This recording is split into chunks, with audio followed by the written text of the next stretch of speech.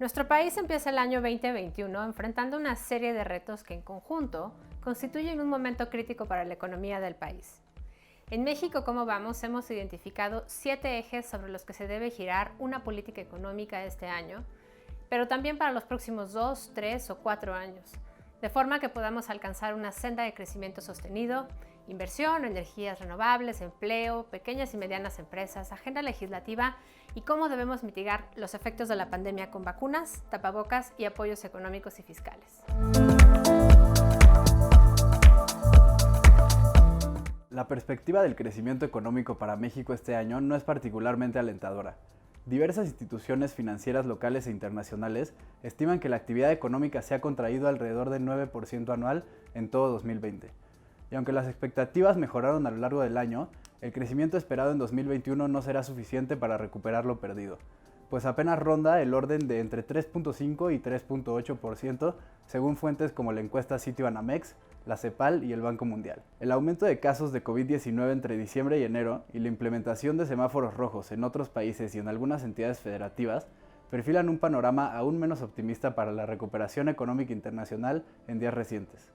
Incluso el indicador global de actividad económica, que de junio a octubre registró un crecimiento sostenido, en las mediciones de diciembre y enero se perfila el registro de nuevas contracciones económicas. La inversión será un factor clave para estimular el crecimiento económico, pues permite crear nuevas oportunidades laborales y financiar el desarrollo, ya que incrementa la capacidad productiva del país y promueve el avance tecnológico. La inversión nos hace más competitivos frente a otras economías. Sin embargo, aunque en la segunda mitad de 2020 la inversión parecía recuperarse fuertemente, aumentando en 21% entre el segundo y tercer trimestre, en términos absolutos, la inversión continúa 18% por debajo de su nivel de 2019. Y acumuló 20 meses con contracciones consecutivas en su comparación anual, lo cual muestra que la pérdida de confianza de los inversionistas inició antes que la pandemia. A pesar de la recuperación observada entre julio y septiembre de 2020, la inversión pública y privada, nacional y extranjera, ya mostraba debilidad desde antes de la pandemia a causa de decisiones de gobierno que mermaron la certeza jurídica y con ello la confianza de los inversionistas. Si queremos revertir esta tendencia, deben fomentarse y salvaguardarse los flujos de inversión, orientarse a proyectos rentables y viables que garanticen retornos tanto al capital invertido como a la fuerza laboral. Ello implica que México debe empezar a invertir más activamente en energías limpias, no solo en hidrocarburos, para ganar competitividad frente a la región y frente al mundo. Sin embargo, las acciones recientes de la administración actual no se han encaminado a este propósito, ya que en 2019 se canceló la cuarta subasta abierta para la adquisición de energía limpia y sus certificados para el largo plazo. Y además, en junio de 2020, la empresa española Iberdrola canceló una inversión de $1.200 millones en México para la construcción de una central de ciclo combinado en Tuxpan. La pandemia ha provocado una crisis de empleo y su impacto se prolongará hasta en tanto no exista un esquema de vacunación efectivo. La pandemia no terminará en 2021 y debemos aprender a convivir con el virus y hacer que su efecto en la salud, en el sistema sanitario y en la economía sea lo más acotado posible. El acceso a las vacunas no es garantía de una reactivación económica hasta que no se administren adecuada y eficientemente, priorizando a quienes tienen un mayor riesgo de contagio y sobre todo de enfermarse gravemente, empezando por todo el personal de salud.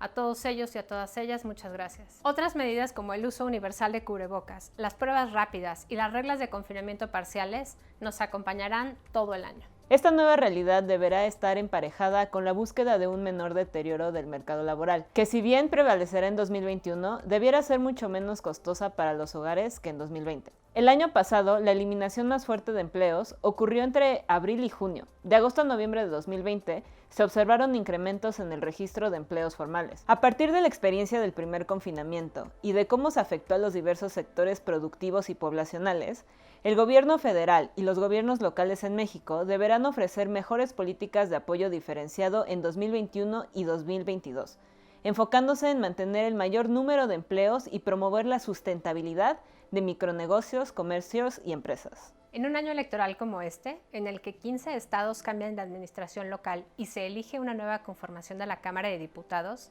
la ciudadanía inevitablemente tendrá que valorar la gestión de los apoyos de los distintos órdenes de gobierno y no solo las promesas de un futuro sin confinamientos. A diciembre de 2020, las medidas de apoyo, como préstamos a trabajadores formales y recientemente despedidos, representan apenas 1.3% del PIB, según el Fondo Monetario Internacional. cuando países de niveles similares de desarrollo a México, como Turquía y Sudáfrica, han destinado entre 7 y 10 veces más recursos a ello. Respecto al empleo formal, en donde se perdió más de 500,000 de puestos de trabajo en abril del año pasado, la recuperación ha sido insuficiente y será difícil que se recuperen pronto todos los empleos, pues aún persiste una pérdida de 670,000 puestos de trabajo formal, en comparación con los que existían en 2019. Según los cálculos de México Cómo Vamos, para emplear a las y los mexicanos que se incorporan al mercado laboral cada año, aunado a aquellos que perdieron su trabajo durante la pandemia, en 2021 se tendrían que crear alrededor de 3 millones de puestos formales, meta que será muy difícil de alcanzar en las condiciones económicas actuales. Esta crisis afectó en mayor proporción y medida a las y los trabajadores más vulnerables. El 77% de la pérdida de empleo se registró entre quienes trabajan en la informalidad, que son justamente quienes carecen de esquemas de seguridad social, acceso a los servicios de salud de mayor calidad, a una liquidación. Dentro de ese grupo, las mujeres fueron las más afectadas, pues representan al 67% de los empleos perdidos en ese sector y son quienes enfrentan mayores restricciones para reinsertarse en el mercado laboral ante la falta de esquemas de cuidados públicos para niñas y niños, enfermos y ancianos, labor que recae desproporcionadamente en las mujeres en detrimento de la recuperación económica nacional. México era ya, antes de la pandemia, el país latinoamericano con la menor tasa de participación laboral femenina, y esto empeoró con la crisis, con lo que el país desaprovecha cada vez más una importante proporción de capital humano. La pandemia ha sido particularmente dura para sectores económicos como el comercio, los servicios, los restaurantes y el alojamiento, y para la industria manufacturera. Son estos sectores, y en concreto las micro, pequeñas y medianas empresas, las que necesitarán mayores apoyos en forma de treguas fiscales y reestructura de créditos en el transcurso del año para no morir, tal como le ocurrió al 20% de las MIPYMES que entre mayo 2019 y septiembre de 2020 desaparecieron. Dado el deterioro de las condiciones económicas, es probable que en los próximos meses sigan desapareciendo este tipo de negocios, lo cual es muy grave, pues en conjunto las micro, pequeñas y medianas empresas dan empleo a casi la mitad de los trabajadores en el país. Aunado a ello, la baja en el ingreso de los trabajadores ha sido un elemento de preocupación. El ingreso laboral sufrió una marcada caída de 12% entre enero y octubre de 2020, dejando a más de 11 millones de personas en situación de pobreza laboral, es decir, que viven en hogares cuyo ingreso laboral no alcanza para comprar la canasta básica alimentaria en el mes. En promedio, los trabajadores mexicanos empezaron el año ganando 1,909 pesos al mes. Hoy, el ingreso laboral promedio es de 1,675 pesos, cuando la canasta básica alimentaria y no alimentaria cuesta en promedio 2,725 pesos. En ese sentido, el incremento al salario mínimo diario del 15% que entró en vigor el 1 de enero será positivo, pero acotado, pues beneficiará apenas a 10% de las y los trabajadores en el sector formal. Y eso solo si los empleadores más pequeños logran sobrevivir en un año tan complicado. Hay una agenda legislativa pendiente y urgente sobre temas fiscales,